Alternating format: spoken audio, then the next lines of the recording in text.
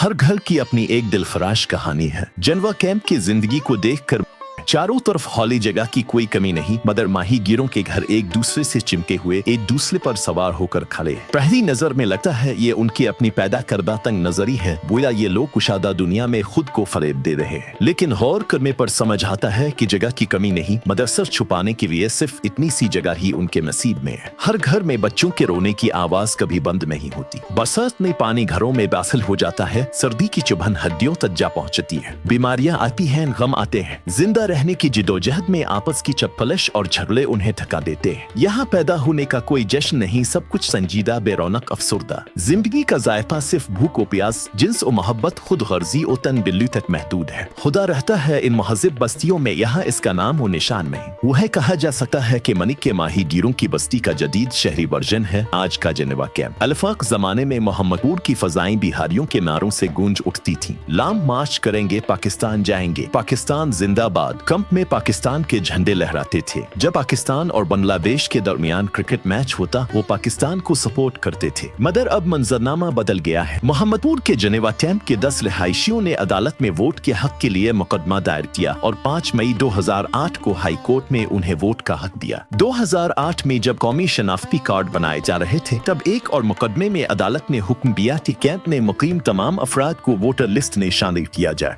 कानूनी जबान में अब बांग्लादेश ने कोई फंसे हुए पाकिस्तानी नहीं है, वो सब अब बांग्लादेशी शहरी हैं। अगरचे अभी भी ये अमल मुकम्मल नहीं हुआ है, कुछ अफराद में शहरियत के लिए दरखास्त ही नहीं दी। दूसरी तरफ कैंप में तकरीबन 11,000 वोटर्स मौजूद हैं, जिन्हें सियासी तौर पर इस्तेमाल भी किया जाता है। कुछ अफराद हुकूमती जमात की ज़ैली तंजीमों में शामिल हैं, जबकि कुछ अपोजिशन सियासत से भी जुड़े हुए हैं, लेकिन वो खुलकर सामने नहीं आते। यही सियासी गैर यकीनी सूरत हाल कैंप के मसाइल के मुस्तकिल हल में रुकावट है। उनकी बाज़ाबातकारी भी इल्तिवा का शिकार है। आओ बिहारी लोग वही हैं जिन्हें फंसे हुए पाकिस्तानी कहा जाता है। 1947 की तक़सीम हिंद के वक्त वो हिंदुस्तान के बिहार और उत्तर प्रदेश से बेहतर जिंदगी की उम्मीद में मशरकी पाकिस्तान आए थे, लेकिन न भारत, न पाकिस्तान और न ही अब बांग्लादेश ने उन्हें मुकम्मल शहरी हुकूक दिए। 70 साल से जायद का अरसा गुजर गया, मगर वो अब भी बेवतनों की सी जिंदगी गुजारने पर मजबूर है।